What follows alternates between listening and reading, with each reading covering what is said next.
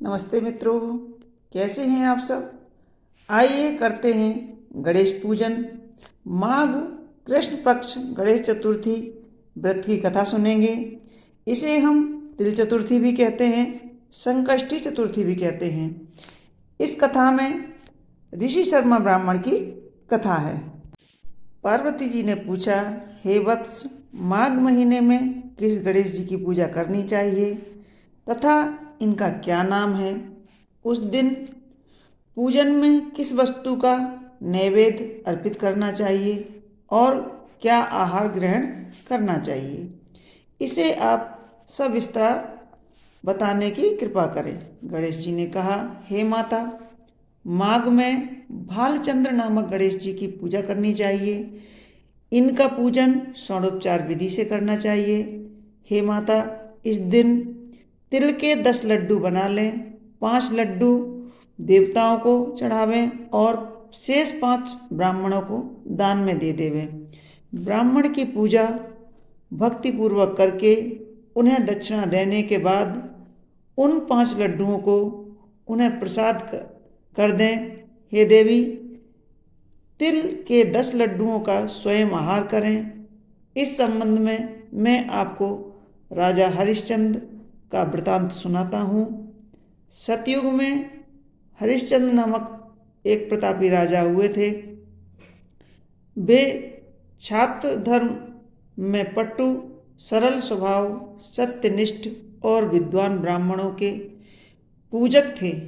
हे देवी, उनके शासनकाल में अधर्म नाम की कोई वस्तु नहीं थी।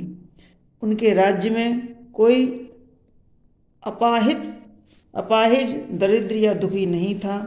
सभी लोग आदि व्याधि से रहित एवं दीर्घायु होते थे। उन्हीं के राज्य में एक ऋषि शर्मा नामक तपस्वी ब्राह्मण रहते थे। एक पुत्र की प्राप्ति होने के बाद ही वे स्वर्गवासी हुए। पुत्र का भरण पोषण उनकी पत्नी करने लगी। वह विधवा ब्राह्मणी भिक्षाटन के द्वारा पुत्र का पालन पोषण करती थी। उस ब्राह्मणी ने माघ मास की संकष्टी चतुर्थी का व्रत किया। वह पतिव्रता ब्राह्मणी गोबर से गणेश जी की प्रतिमा बनाकर सदैव पूजा किया करती थी। हे पार्वती, भिक्षाटन के द्वारा ही उसने पूर्वोक्त रीति से तिल के 10 लड्डू बनाए। इसी बीच उसका पुत्र गणेश जी की मूर्ति अपने गले में बांधकर स्वेच्छा से खेलने के लिए बाहर चला गया। तब एक नगर पिशाच कुम्हार ने उस बालक को जबरन पकड़कर अपने आवे में छोड़कर मिट्टी के बर्तनों को पकाने के लिए उसमें आग लगा दी। इधर उसकी माता अपने बच्चे को ढूंढने लगी। उसे ना पाकर वह बड़ी व्याकुल हुई।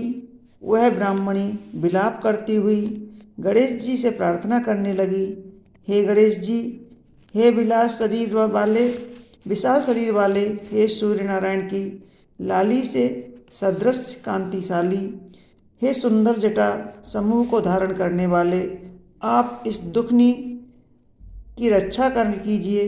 हे गजानन, हे 4 भुजाधारी, हे मस्तक में चंद्रमा को धारण करने वाले, हे विनायक, हे अनाथों के नाथ, हे वरदायक, मैं पुत्र वियोग में व्यथित हूँ, आप मेरी रक्षा कीजिए। वह ब्राह्मणी इसी प्रकार आधी रात तक विलाप करती रही। प्रातःकाल होने पर कुम्हार अपने पके हुए बर्तनों को देखने के लिए आया। तब उसने आवा खोल के देखा तो जांघ भर पानी जमा हुआ पाया और इससे अधिक आश्चर्य से उसे तब हुआ कि उसमें बैठे एक खेलते हुए बालक को देखा। इसी अद्भुत घटना को देखकर वह भयवश कांपने लगा और इस बात की सूचना उसने राजा के दरबार में दी। उसने राजसभा में अपने कुकृत्य का वर्णन किया। कुम्हार ने कहा, महाबाहु, हे प्रजापालक, अग्नि के समान तेजवान, हे महाराज, हरिश्चंद्र जी, मैं अपने दुष्कर्म के लिए वध के योग्य हूँ। उसने आगे कहा, हे महाराज, कन्या के विवाह के लिए मैंने कई बार मिट्टी के बर्तन पकाने के लिए आवा लगाया, परंतु मेरे बर्तन कभी नहीं पके और सदैव कच्चे ही रह गए। तब मैंने भयभीत होकर एक तांत्रिक से इसका कारण पूछा। उसने कहा कि चुपचाप किसी लड़के की तुम बलि चढ़ा दो, तुम्हारा आवा पक जाएगा। मैंने सोचा कि मैं किसके बालक की बलि दूं? जिसके बालक की बलि दूंगा वह मुझे क्यों कर जीवित छोड़ेगा। इसी भय से हे महाराज, मैंने दृढ़ निश्चय किया कि विधवा ब्राह्मणी के इस बालक को बैठाकर आग लगा दूंगा। मैंने अपनी पत्नी से परामर्श किया कि ऋषि शर्मा ब्राह्मण मृत हो गए हैं। उसकी विधवा पत्नी भीख मांगकर अपना गुजारा करती है। अरे, वह लड़के को लेकर क्या करेगी? मैं यदि उसके पुत्र को की बलि दे दूं तो मेरे बर्तन पक जाएंगे। मैं इस जघन्य कर्म को करके रात में निश्चिंत होकर सो गया। प्रातः जब मैंने आवा खोल कर देखा तो क्या देखता हूँ कि उस लड़के को मैं जिस स्थिति में बिठा गया था वह उसी तरह निर्भय भाव से बैठा हुआ है और उसमें जांघ भर पानी भरा हुआ है। इस भयावह दृश्य से मैं काँप उठा और उसकी सूचना देने आपके पास आया हूँ। कुम्हार की बात सुनकर राजा बहुत ही विस्मित हुए और उस लड़के को देखने के लिए आए। बालक को प्रसन्नतापूर्वक खेलते देखकर मंत्री से राजा ने कहा कि यह क्या बात है? यह किसका लड़का है? इस बात का पता लगाओ। इस आवे में जांघ भर पानी जल कहाँ से आया? इसमें कमल के फूल कहाँ से खिल गए? इस दरिद्र कुम्हार के आवे में बेदुर्य मणि के समान हरी हरी दूब कहाँ से उग गई? बालक को ना तो आग की जलन हुई और ना तो उसे भूख प्यास ही लगी। यह आवे में भी वैसे ही खेल रहा है जैसे मानो अपने घर में खेल रहा हो। राजा इस तरह की बात कह ही रहे थे कि वह ब्राह्मणी वहाँ बिलखती हुई आ पहुँची। वह कुम्हार को कोसने लगी। जिस प्रकार गाय अपने बछड़े को देख करके रमाती है, ठीक उसी अवस्था में वह ब्राह्मणी थी। वह बालक को गोद में लेकर प्यार करने लगी और कांपती हुई राजा के सामने बैठ गई। राजा हरिश्चंद्र ने पूछा, हे ब्राह्मणी, इस बालक के न जलने का क्या कारण है? क्या तू कोई जादू जानती है अथवा तूने कोई धर्माचरण किया है जिसके कारण बच्चे को आँच तक न आई? राजा की बात सुनकर ब्राह्मणी ने कहा, हे राजन, मैं कोई जादू नहीं जानती हूँ, न तो कोई धर्माचरण, तपस्या, योग, दान आदि की प्रक्रिया करती हूँ। हे राजन, मैं तो संकटनाशक गणेश चतुर्थी का व्रत करती हूँ। उसी व्रत के प्रभाव से मेरा पुत्र जीवित है, जागता बच गया है।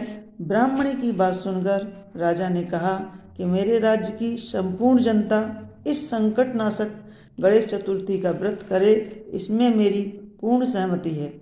राजा ने उसकी परिक्रमा करते हुए कहा, हे पतिव्रते, तू धन्य है। राजा ने संपूर्ण नगरवासियों को गणेश व्रत करने का आदेश दिया। इस आश्चर्यजनक घटना के कारण सभी लोग उस दिन से प्रत्येक मास की गणेश चतुर्थी का व्रत करने लगे। इस व्रत के प्रभाव से ब्राह्मणी ने अपने पुत्र को पुनः जीवित पाया था। इतना कहने के बाद श्री कृष्ण जी ने कहा, हे युधिष्ठिर, आप भी सर्वोत्तम व्रत को कीजिए। इस व्रत के प्रभाव से आपकी सभी कामनाएं पूर्ण होंगी। आप मित्रों, पुत्रों और पौत्रों को सुख देने वाले साम्राज्य को प्राप्त करोगे। हे राजन, जो लोग इस व्रत को करेंगे उन्हें पूर्ण सफलता मिलेगी। भगवान श्री कृष्ण की बात सुनकर युधिष्ठिर बहुत प्रसन्न हुए और माघ कृष्ण गणेश चतुर्थी का व्रत करके निष्कंटक राज्य भोगने लगे। यह थी माघ संकष्टी गणेश चतुर्थी की व्रत की कथा।